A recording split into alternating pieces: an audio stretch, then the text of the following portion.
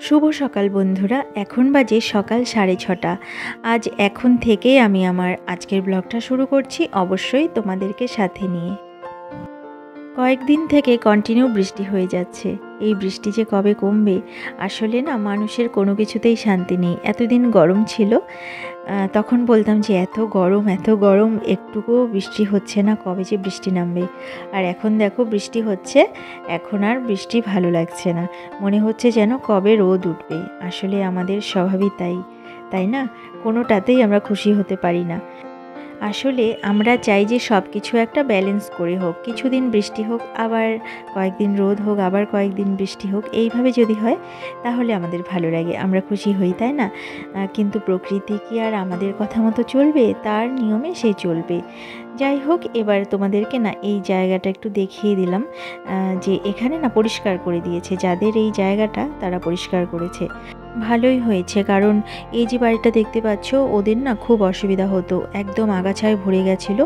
আর এই গরমের দিনে বা বর্ষাকালে এরকম জঙ্গল হয়ে গেলে না সাপের ভয় থাকে, তাই না? এবার রান্নাঘরে যেতে হবে। ডাল ভাত আমি আগেই বসিয়ে দিয়ে এসেছিলাম, এসেই আমি এখানে দাঁড়িয়েছিলাম।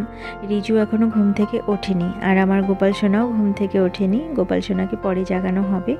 এবার আমি রান্নাঘরে যাব, তা না হলে কিন্তু দেরি হয়ে যাবে। রিজু একটু পরেই ঘুম থেকে উঠবে। আর দেখো এই যে ভাত বসিয়ে দিয়েছি, খুব অল্প পরিমাণে ভাত করছি আমি, শুধু রিজুই খাবে। এইদিকে আরেকটা কড়াইয়ে আমি ডাল বসিয়ে দিয়েছি। ডালটা আমি বেশি করেই করে নিচ্ছি একবারে। আর এত সকালে ভাত করলে না সেই ভাতটা দুপুরে খেতে আর ভালো লাগে না, তাই আমি সকালে একবার করি শুধু রিজুর জন্য, আর 9টার সময় যে ভাতটা করি সেটা আমাদের সবার জন্যই করা হয়। আর এইদিকে রিজুর টিফিনটা বানিয়ে নিচ্ছি। আজকে না টিফিনে গোলা রুটি দেবো। রিজু গোলা রুটি খেতে খুব ভালোবাসে, তাই গোলা রুটিটা সবচেয়ে বেশি দেই। আর এটাতে তেল খুবই কম লাগে, আর বানাতেও চটপট হয়ে যায়, তাই আমি এটা বেশি দেওয়ার চেষ্টা করি। আর অন্যান্য খাবার তো দেওয়া হয় মাঝে মাঝে। সকালের কাজটুকু আমার কমপ্লিট হয়ে গেছে, আর রিজু দেখো স্নান করে খেয়ে দিয়ে স্কুলের উদ্দেশ্যে বেরিয়ে যাচ্ছে। ওর বাবা ওকে গাড়িতে তুলে দিয়ে আসবে। গাড়ি এখনও আসেনি, বৃষ্টিটা কমে গেছে, তাই আমি বললাম যে নিচে গিয়ে দাঁড়াও, একটু দেরি হয়ে গেছে আজকে গাড়ি আসতে। অন্যদিন না এই সময়ে গাড়ি চলে আসে, আজকে আসেনি, হয়তো বৃষ্টির জন্য একটু দেরি হচ্ছে।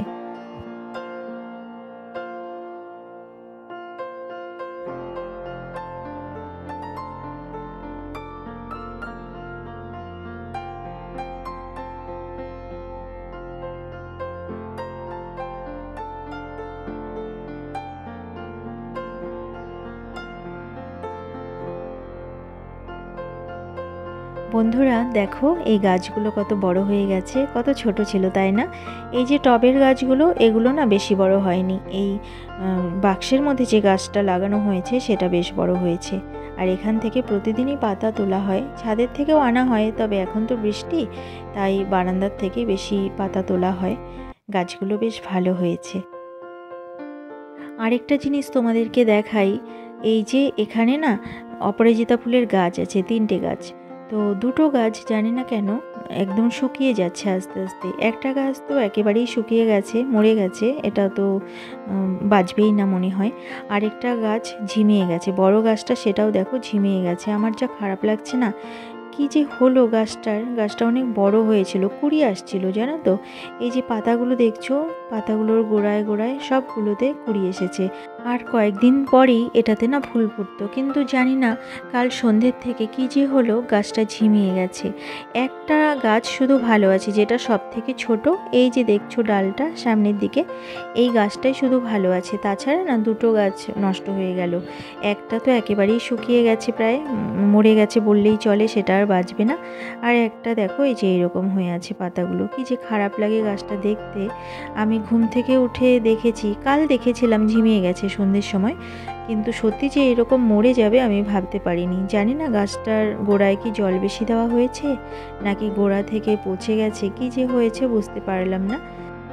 আমি রান্নাঘরে এসে 2 কাপ চা করে নিলাম। এবার একটু বসে চা খাবো আরাম করে, তারপরে আবার রান্নাঘরে এসে রান্না বসাতে হবে।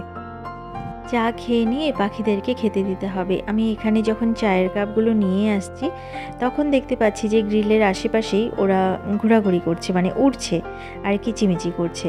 তো চাটা খেয়ে নিয়ে আমি এখন যাচ্ছি ওদেরকে বিস্কুট দেওয়ার জন্য, তা না হলে ওই গ্রিলের ধারে বসবে, বসে বসে কিচিরমিচির করতে থাকবে।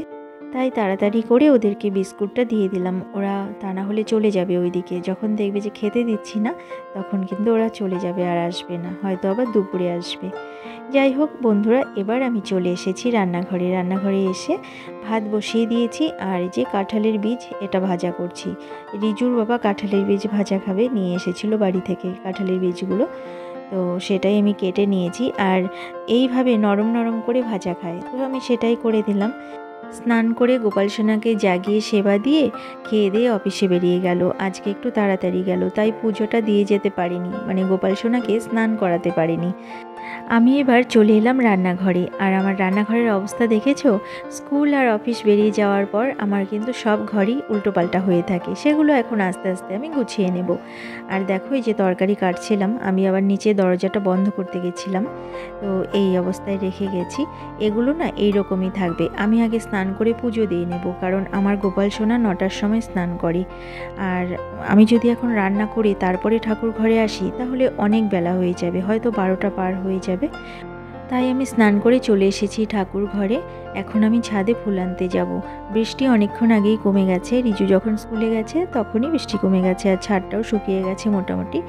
আর রোদের হালকা একটু তাপ আছে, তো তাই ছাদটা শুকিয়ে গেছে তাড়াতাড়ি। আর এই যে দেখো, পুঁই গাছ কত বড় হয়েছে, আর বরবটি হয়েছে, দেখো বরবটি গাছ একটা হয়েছে এইদিকে। আর ছাদের ওই পাশে আরেকটা গাছ আছে, সেটা তোমাদেরকে পরে দেখিয়ে দেব। এখানে পুঁই গাছ হয়েছে, পুঁই গাছটা বেশ ভালো হয়েছে, দেখেছো? তবে পুঁই গাছটা এখনও এটা ডালপালা তুলে খাওয়ার মতো হয়নি, আর একটু বড় হবে তারপরে এটার থেকে ডগা নিয়ে খাওয়া যাবে। এইদিকে দেখো তারাগাদার কত চারা হয়েছে, এইগুলো না আস্তে আস্তে বড় হবে, ঠিক পুজোর সময় বা কালী পুজোর সময় এগুলোতে ফুল ফুটবে, এখন বড় হতে থাকবে। আর নয়নতারাটাও অনেক ভালো হয়েছে। আগে তো একটা করে ফুল ফুটতো, এখন দেখি 4-5টা করে ফুল ফোটে, আর ডালপালা হচ্ছে আরও নতুন। আর এখানে অনেক নয়নতারার চারা হয়েছে, ঘাসও আছে, তবে নয়নতারার চারা আছে প্রচুর, তোমরা ভালো করে খেয়াল করলে দেখতে পাবে। এবার আমি চলে এলাম এই দিকে, ফুলগুলো তুলে নিতে হবে। অনেকক্ষণ হলো আমি ছাদে এসেছি, বৃষ্টির জন্য ছাদেও আসতে পারি না, খুব একটা আসি না। আর ছাদটা বললাম না খুব পিছল হয়েছে, ভয় লাগে যদি পড়ে যাই, তাই আর আসি না ছাদে। তো এখন বৃষ্টি নেই, ছাদটা শুকিয়ে গেছে, তাই এলাম ফুল তুলতে। আর ফুল তুলতে তো আসতে হবেই, আজকে রিজুর বাবা ফুল তুলে যায়নি সকালে, তাই আমাকেই আসতে হলো। এবার আমি বেলপাতা তুলে নিলাম, এবার জবা ফুলগুলো আর অন্যান্য ফুলগুলো তুলে নেব।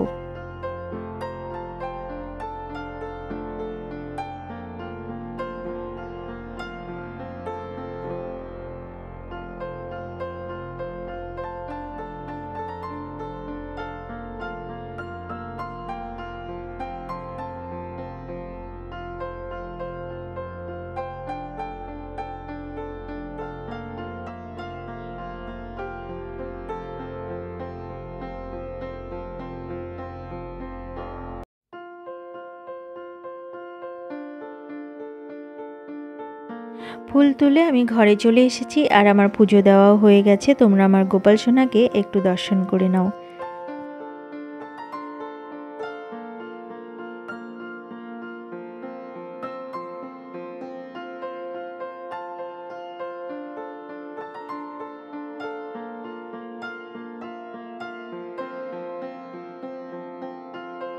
ঠাকুর ঘর থেকে আমি চলে এসেছি এবার রান্নাঘরে, রান্না করতে হবে।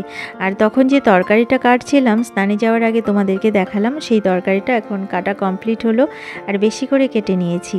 এবার আমি রান্না করতে বসিয়ে দিলাম। আজকে ডাল আর এই মিক্সড তরকারি আর কাঁঠালের বীজ ভাজা করা হয়েছে, আর কিছু করিনি।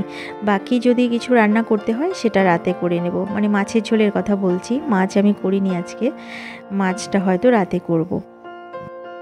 রান্না করতে করতে দেখো আবার চা করে নিয়েছি, দিদিকে চা করে দিলাম, দিদি এসেছে, আর আমিও নিয়ে নিলাম অল্প চা। আসলে না দুধ চা দেখলে নিজেকে কন্ট্রোল করতে পারি না, লাল চাই খাওয়ার চেষ্টা করছি আজকাল।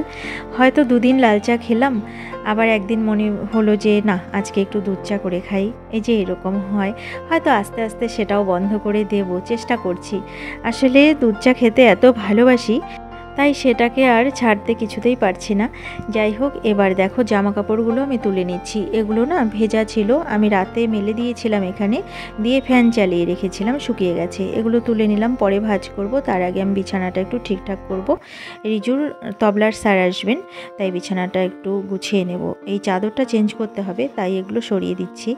এগুলো সরিয়ে চাদর চেঞ্জ করে আবার যেখানকার জিনিস সেখানেই রেখে দেব। আর কিছু কিছু জিনিস আছে সেগুলো শুধুই বিছানার মধ্যে রাখা আছে, সেগুলো জায়গার জিনিস জায়গায় রেখে দেব। আর উপরে দেখো দুটো তার টানানো আছে, কিছু করার নেই, ঘরের মধ্যেই তারটা নিয়ে নিয়েছি জামা কাপড় মেলার জন্য। দুটো বারান্দায় আর কত জামা কাপড় মেলবো বলো। আর জামা কাপড়গুলো মেলা থাকলেও না বাইরে বৃষ্টির জন্য সেগুলো শুকাচ্ছে না ভালো মতন, তাই বারান্দায় মেলে কিছুটা ঝরঝরে হয়ে গেলে সেগুলো ঘরে এনে মেলে দিয়ে তারপর ফ্যান চালিয়ে দিই, তাহলে হয়তো সারা রাতে কিছুটা শুকিয়ে যায়। এবার দেখো হারমোনিয়ামটা কি হয়েছে, বৃষ্টিতে না কাঠগুলো মনে হয় ফুলে গেছে, এটা কিছুতেই বন্ধ করতে পারছি না। আর কয়েকদিন না বন্ধ করা হয়নি, রিজু সকালে বিকেলে দুবেলা করে গান করে, তাই আর বন্ধ করে সেটাকে রাখি না, বারবার বন্ধ করব খুলবো। তাই আজ যখন এটা বন্ধ করতে গেলাম দেখি কিছুতেই বন্ধ হচ্ছে না। অনেক কষ্ট করে চেপে চুপে সেটাকে বন্ধ করেছি। এবার এই যে বিছানা চাদরটা আমি চেঞ্জ করে দিচ্ছি। বন্ধুরা, এই যে বিছানা চাদরটা দেখছো, এটা না রিজুর বাবা এনেছে, আমার একটুকু পছন্দ হয়নি। এই চাদরটা দেখলেই আমার অজগর সাপের কথা মনে পড়ে, জানো তো। দেখতে দেখো মনে হচ্ছে না অজগর সাপ, আমার ভালো লাগে না। আর এটা বেশি পাতিও না, তাই আলমারিতেই ছিল, এখন বৃষ্টির জন্য পেতে দিলাম। তোমাদের সাথে কথা বলতে বলতে দেখো আমার বিছানাটা গোছানো হয়ে গেল, আলনাটাও গুছিয়ে নিয়েছি। এবার আমি যাব ওই ঘরে, রিজু ওই ঘরে পড়ছে। তো আমি দূর থেকেই দেখতে পাচ্ছি ও শুয়ে আছে, আমি ভাবছিলাম ও লিখছে, এখন দেখি ঘুমিয়ে পড়েছে। আসলে এতটা ক্লান্ত হয়ে গেছে, কয়েকদিন ছুটি ছিল তো, এই 24 দিনের মতো ওদের গরমের ছুটি ছিল। তো স্কুল খুলেছে, ওর তো অভ্যাসটা চলে গেছে সকালে উঠে স্কুলে যাওয়া, তারপর স্কুল থেকে এসে আবার পড়াশোনা, তারপর টিউশন করা। দুপুরে তো ঘুমোতে পারে না এখন, বা রেস্ট নিতেও পারে না, তাই সেই অভ্যাসটা আর নেই পরিশ্রম করার। ক্লান্ত হয়ে গেছে দেখো, 2 দিন 3 দিন স্কুল করে। যাই হোক, আমি ওকে চাদরটা গায়ে দিয়ে দিলাম, তা না হলে মশা কামড়াবে। ও জেগে গেছিলো, আমি যখন ওর চশমাটা খুলতে গেছি না তখন জেগে গেছিলো। আমি আবার বললাম যে না, জাগতে হবে না তোমাকে, ঘুমাও তুমি, পরে তুমি ওঠো, এখন ঘুমিয়ে থাকো। আর কিছুটা ঘুমানোর পর মনে করো যে 1 ঘন্টা মতন 1.5 ঘন্টা মতন ঘুমিয়েছে ও। তারপরে ওর তবলার স্যার এসেছেন, তো ও এখন করছে গান, আর আমি এই যে চা আর জল নিয়ে যাচ্ছি ওর স্যারের জন্য। রিজুর স্যার চলে গেছেন, ও এখন এই যে হাঁটাহাঁটি করছে। এখন ওকে আমি একটু দুধ গরম করে দেব, একটু পরে আবার টিউশন যাবে ও। আর এই যে তবলাগুলো আছে এগুলো আমি পরে সরিয়ে রাখবো, আগে আমি সন্ধে প্রদীপ দিয়ে নেব, সন্ধে হয়ে গেছে।